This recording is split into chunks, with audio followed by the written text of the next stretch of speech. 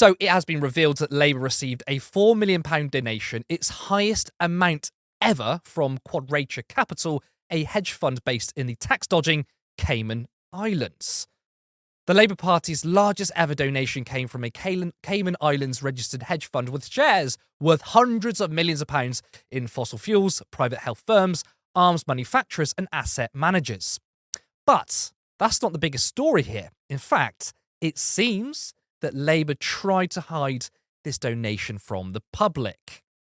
Electoral Commission records suggest Labour received the donation in the 1 week window between former Prime Minister Rishi Sunak announcing the general election and the start of the pre-roll reporting period, in which all political donations of £11,180 had to be published weekly rather than the quarterly norm. This means that despite being made on the 28th of May, Quadrature's generous donation was published by the Electoral Commission only last week, more than 2 months after Labour won the election. Neither the party, press office nor Number 10 responded to Open Democracy's questions on whether the timing of accepting this donation was intended to minimise scrutiny and critical coverage during the election. Now, despite Labour claiming they are the party of service, a clean government, which is a break from the scandal-ridden Tories, these past 2 months have shown that Labour have engaged in, more corruption than at least David Cameron in his first 2 months. Obviously, headlines last week were about Starmer's sugar daddy, his wife getting free clothing because, a combined household income of 200 grand isn't enough for a wardrobe, apparently.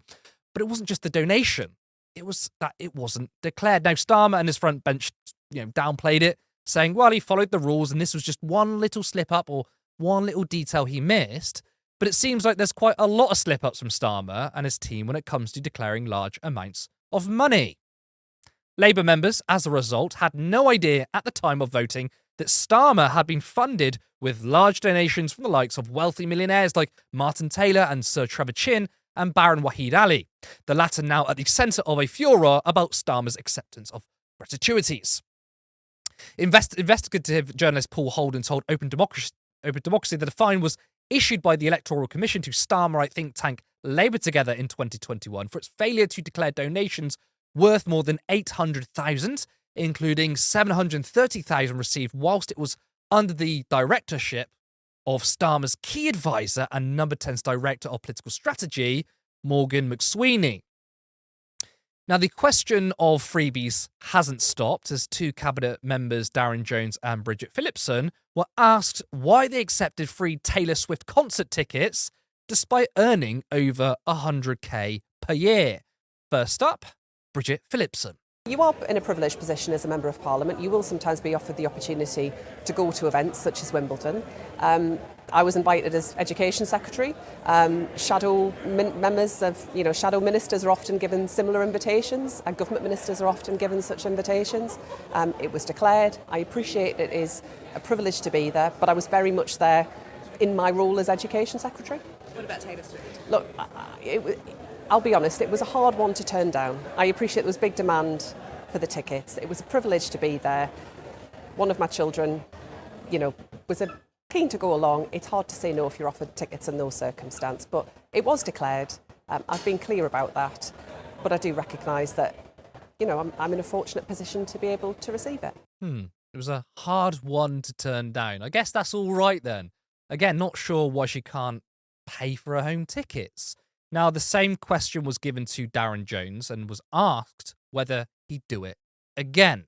You received a gift, apparently, of nearly £3,500 of tickets and hospitality to the Taylor Swift concert. Was that right? Well, I was offered them. I had not seen my children for the election period. I thought it was a nice treat for them. I confess I'm not really a Swiftie. I went in my suit, as was well known. But I took my kids to that. It was a nice treat for them, and I declared it in the proper way. As you know from my declarations, that's the main big donation that I took, and I thought it was a nice thing to do for my kids. Should you have taken it? I understand the premise that you've explained, but should you have taken it on the basis of what people like Rachel are saying? It was an evening I had free when I had the kids in London. It was a nice thing for them to do. Would you do it again? In those circumstances, yes. I think what you have to be clear of is about the contrast between doing a nice thing for my kids, where yes, I get a perk. I'm sure I was offered them because I'm a cabinet minister, but I declared it in the proper way. There's a difference between that and when undercover journalists and leaks had to expose parties in Downing Street and corrupt COVID contracts with the donors of the Tory party. This Labour Party has declared, in line with the rules, transparently, any political donations that we've received. They've explained how they've been spent. That is very, very different to the cover-ups we saw from the last Conservative government. Now, when politicians speak, don't pay too much attention to the things they want you to hear. You want to pay a special attention to the throwaway comments. One of them was, oh, it was a nice thing, and, it was given to me because it's a perk because I'm a cabinet minister. Precisely. It's because you're a cabinet minister. Why may that be? But that's Darren Jones saying that he'd do it again because, it's nice for the kids.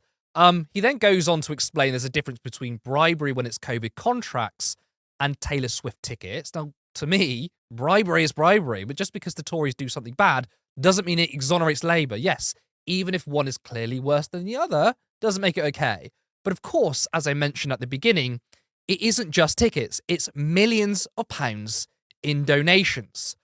Helena, Labour talks about being for working people, but they took £4 million from a hedge fund that has shares in fossil fuels, arms, and private healthcare firms based in the Cayman Islands, notoriously known for not paying their taxes, and sneakily timed it so it wasn't revealed until after the election. I want to get your response.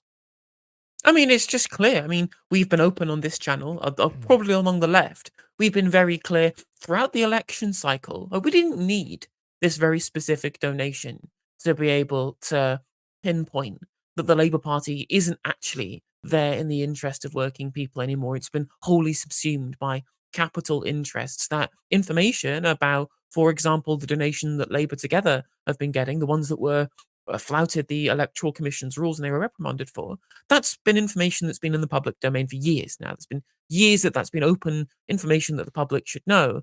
Has the press bothered reporting on it? The Times reported it very shortly before the election, and most people seem to have picked up on Morgan McSweeney as a political character as soon as the election was over. It's very interesting that this information wasn't picked up at any point before it was relevant whilst it was relevant to the public. Soon the election happens, the landslide is over, and now we're getting all this reporting on all of this, all of the interests that are powering the Labour Party, all of the kind of people who have their ins with the Labour Party. Now, when it comes to this very specific £4 million donation, this is of course the absolute peak of the problems that we have in terms of Labour Party being bought out by capital interests, and the reason why they are happy to stray so far away from the kind of, especially pro-peace side that the left represents within Labour, when they are directly being funded by those who have material interests in the proliferation of arms. It shows you why they're not seeing the same light as we are with regards to international conflict. And on top of that, we are looking at the current Labour Party conference, where we're seeing talks sponsored by all of these different companies with all of these links to all of these disreputable parts of the economy. And this doesn't seem like it's worth reporting on for so many areas of the press. Now, far be it from me to say that it's unworthy of criticism that we should be scrutinizing free gifts. And I think that it's a little bit grubby, especially the kind of Wahid Ali-based gifts, like the clothes being bought for Keir Starmer and being bought for him for his wife, and trying to equivocate that with just how bad the £4 million donation is. But it's very interesting that our press chooses to focus, it chooses to create a public spectacle out of whether or not Darren Jones and Bridget Phillipson have received Taylor Swift tickets. Now, I think it's embarrassing they threw their own children under the bus to defend themselves, but I don't actually give a shit. I don't actually care whether they're getting Taylor Swift concert tickets, rather than, of course, I wish somebody else was going who had paid for those tickets and who really wanted to go, rather than getting it as free as a privilege for being a member of parliament, for example. But this is peanuts. This is nothing in comparison to all of the people whose changed interests now represent what the Labour Party is doing when it's in government. This is the real story. And to me, it looks entirely like deflection from the mainstream media, that we focus on what is kind of not that relevant in terms of free tickets to the football, which people outside of the Labour Party also get, rather than actually scrutinising the changing interest within the party. Even before we knew about this £4 million donation, the biggest donation or biggest donor to the Labour Party in the run up to the election was Lord Sainsbury. He donated more than any single trade union from a party that had previously always been funded by the trade unions up until the New Labour era, where, as we see right now, what was happening in the New Labour era, Labour conferences were just treated like showrooms for wealthy people to go there and get access to connections. Peter Oborne has talked quite frankly on places like Newswipe about the fixers in the background who are trying to link between big business and political actors. And they used conference as a place where able to do this. At conferences in the last 5 years of Keir Starmer's leadership, they had stands for Royal Mail, the actual PLC Royal Mail, to advertise themselves, whilst their own affiliated trade union, the Communication Workers Union, was in a dispute with the employer. If that isn't anything other than showing you explicitly where interests lie in terms of the Labour Party, I don't know what will. And one final point when it comes to Bridget Phillipson, how everyone seems to be talking about the Taylor Swift tickets, yet people seem to be ignoring the £14,000 donation that was made by Wahid Ali for her birthday party. The press is reporting on this as if the scandal is the fact that Wahid Ali made the donation and that it was for a birthday party, whilst completely skimming over the fact that this was to wine and dine other members of the fucking media class. This was explicitly being done to invite journalists over. I'm sorry, this is supposed to be the fourth estate. They're supposed to be scrutinising you, not fraternising with you. And that just shows you that our mainstream media is completely unfit for purpose because they do not see the real issues because they only report on things that are convenient for them rather than actually trying to scrutinise where wealth and power lies in this country. Otherwise, they would know they're partly to blame. I'm glad you brought up actually the 40th birthday party, 14K it was, because you're right. It's not. I mean, first of all, who gives 14 grand to someone's birthday party? You don't just do it. And obviously, you're right. It's courting all the people in the media. Now, I mean, I brought this up multiple times, and I keep bringing it up because I think it's so important. But I was speaking to somebody who had it on good authority that they were talking to Guardian journalists, and this is before the election. And the question was asked, why are you so soft on the Labour Party and especially Keir Starmer? And they outright admitted it. They said, we want access. And now it gets to the point, well, the election's over, but they want that continued access. It's not just a one-time thing. It's not like, right, okay, now they're in power. Now we're going to hold them to account. No, it's not going to work like that. I mean, we even know that Labour conference, how they're shutting out journalists. They will do it. And you mentioned the media. Of course, the media has a huge role in this. I mean, when we first covered the clothing given to Victoria Starmer, the freebies, right? The way that the media didn't ignore it, the media did report it, but the way they reported it was, it was like a kind of advice from Keir Starmer, and it was the focus was on the actual clothing, not the sort of reason behind it. It's like, oh, look at Starmer getting free clothes, what an arsehole. Sure, I agree, but the question wasn't asked, but why was that given? And the wider question wasn't asked, what about all the other freebies? What about all the other money going into the Labour Party? I mean, there was talks about a policy on, taxing tech giants.